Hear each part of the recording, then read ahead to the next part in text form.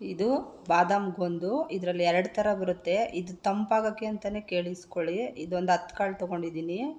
ಇದು ಕಾಮಕಸ್ತೂರಿ ಬೀಜ ನೋಡಿ, ಒಂದು ಸ್ಪೂನ್ 2 ಸ್ಪೂನ್ ತೊಗೊಂಡಿದ್ದೀನಿ ನಾನು. ಇದನ್ನು ರಾತ್ರಿನೇ ನೆನೆ ಹಾಕಬೇಕು. ಇದು ನೆಕ್ಸ್ಟ್ 2 ಎಳ್ನೀರು ಮತ್ತು ನೋಡಿ ಈ ಥರ ನೆಂದಿದೆ. ಕಾಮಕಸ್ತೂರಿ ಬೀಜ ಈ ಥರ ನೆಂದಿದ್ದು ಇಷ್ಟಿರಲಿ. ಮತ್ತು ಬಾದಾಮ್ ಗೊಂದು ನೋಡಿ 10 ತೊಗೊಂಡಿದ್ನಲ್ಲ, ಎಷ್ಟು ಒಂದು ಬಟ್ಲು ತುಂಬ ಬಂದಿದೆ ನೋಡಿ. ಈ ಥರ ಇದೆ, ಈ ಥರ ಆಗಬೇಕು.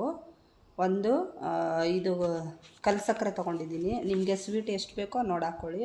ಒಂದು ನಿಂಬೆಹಣ್ಣು ಮತ್ತು ಈಗ ಎಳ್ನೀರಿಗೆ ಇವೆಲ್ಲನೂ ಬಾದಾಮ್ ಗೊಂದು, ಕಾಮಕಸ್ತೂರಿ ಬೀಜ, ನಿಂಬೆಹಣ್ಣು ಇವೆಲ್ಲ ಹಾಕಿ ಮಿಕ್ಸ್ ಮಾಡ್ಕೊಳ್ಳೋಣ.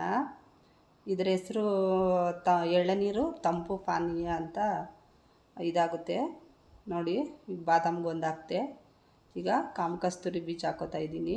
ಇನ್ನೂ ನೀವು ಬೇಕಾದ್ರೆ ಎಲ್ಲನೂ ಹಾಕೋಬೋದು. ನಾನು ಒಂದು 3-4 ಸ್ಪೂನ್ ಹಾಕೋತಾ ಇದ್ದೀನಿ ನೋಡಿ.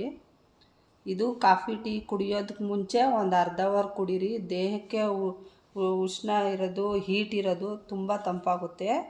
ಕಲ್ಲು ಸಕ್ಕರೆ ನೋಡಿ, ನಿಮಗೆ ಸ್ವೀಟ್ ಎಷ್ಟು ಬೇಕೋ ನೋಡಿ ಹಾಕ್ಕೊಳ್ಳಿ.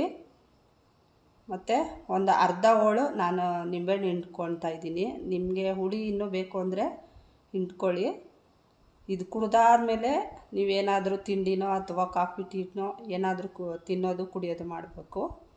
ಆದರೆ ಖಾಲಿ ಹೊಟ್ಟೆಲಿ ಕುಡಿಯೋದ್ರಿಂದ ತುಂಬ ಬೆನಿಫಿಟ್ ಇರುತ್ತೆ ಇದರಲ್ಲಿ ನೋಡಿ.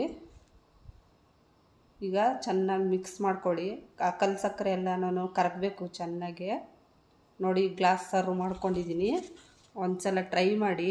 ಇಷ್ಟ ಆದರೆ ಲೈಕ್ ಮಾಡಿ, ಶೇರ್ ಮಾಡಿ, ಕಮೆಂಟ್ ಮಾಡಿ. ಸಬ್ಸ್ಕ್ರೈಬ್ ಆಗೋದು ಮಾತ್ರ ಮರಿಬೇಡಿ ಪ್ಲೀಸ್. ಒಂದು ಸಲ ಟ್ರೈ ಮಾಡಿ.